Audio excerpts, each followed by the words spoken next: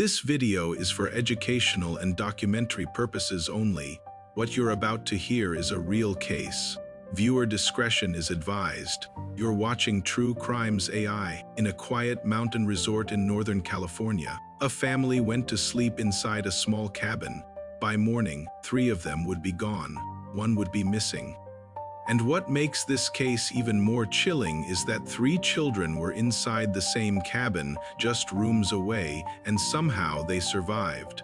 But then everything changed, because the deeper investigators looked, the more it seemed like the truth was never fully uncovered.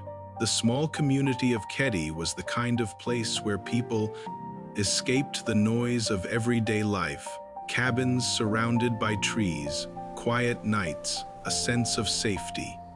Sue Sharp had recently moved there with her children.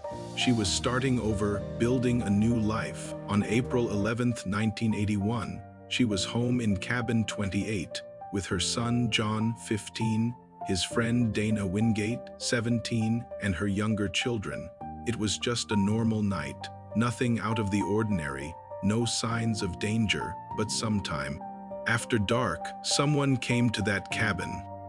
The evening passed quietly inside cabin 28. The family settled in. At some point during the night, between April 11th and the early hours of April 12th, the attack began. We don't know exactly when, we don't know exactly how it started, but we do know this. It was sudden, it was violent, and it happened while others were still inside. The next morning, Sheila Sharp, Sue's 14-year-old daughter, returned home after staying in another cabin. She walked in, expecting a normal morning. Instead, she found something no one should ever have to see, and this is where the case becomes deeply unsettling. Inside the living room, Sue Sharp, her son John, and Dana Wingate were found. They had been bound, restrained using electrical wire and tape. There were clear signs of a struggle. The attack had been brutal. Multiple weapons had been used. A hammer, knives. One of the knives was left behind. Another was missing. The scene told a story of chaos, of resistance, of fear.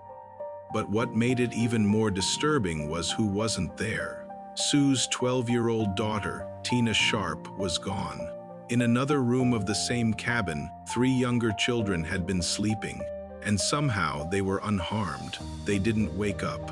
They didn't hear the violence, or if they did, they didn't leave their room. That detail has haunted investigators for decades because it raises a chilling question.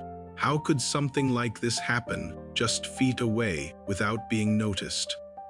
As police processed the scene, a search began immediately. Tina Sharp was missing, and for years there were no answers, no confirmed sightings, no clear leads. Then, in 1984, 3 years later, her remains were discovered in a remote area of Butte County, miles away from the cabin. Whatever had happened that night didn't end at cabin 28. Investigators collected what they could from the scene: bindings made from wire and tape, a hammer believed to have been used in the attack, a knife, a blood-stained footprint, and other physical traces. There was no clear sign of forced entry, which suggested something important. Either the victims knew the attackers or the attackers had a way in. A letter would later surface, sent anonymously.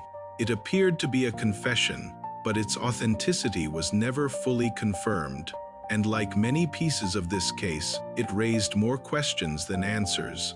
From the beginning, the investigation faced problems. The crime scene wasn't properly secured. Evidence was mishandled. Some items were lost, and those early mistakes may have changed the course of the case forever. Still, investigators pursued leads, and attention quickly turned to 2 men, Martin Smart and John Bobu Bede. They lived nearby, knew the area, and reportedly left town shortly after the murders. Smart allegedly made statements to a therapist describing details of the crime. But those statements couldn't be used in court, and without physical evidence directly linking them, no arrests were made. Over the years, the case remained open. but answers remained out of reach. DNA evidence was later re-examined. New techniques were applied, but still no definitive match.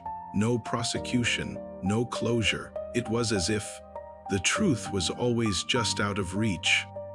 Several theories have been proposed. One suggests a personal motive, that the victims knew the attackers, that there was a dispute or a conflict that escalated into violence. Another points to multiple offenders. The nature of the crime, the control over multiple victims, suggests more than one person was involved. There's also the idea that Tina Sharp was the primary target, that the attack was centered around her abduction. And then there's the theory of local involvement, that the perpetrators knew the resort, knew the layout, knew the people. Each theory offers a possibility, but none have been proven. In recent years, interest in the case has grown again. Investigators and independent researchers have revisited the evidence, examined old leads, looked for new connections. Advances in forensic science offer hope that one day something overlooked might finally come to light. Today, the Ketty Cabin murders remain unsolved. No charges have been filed. No one has been officially held responsible. The case is still open, and authorities continue to investigate, waiting for the piece that's been missing all along: a quiet cabin in the woods. A family trying to start over, a night that turned into something unimaginable.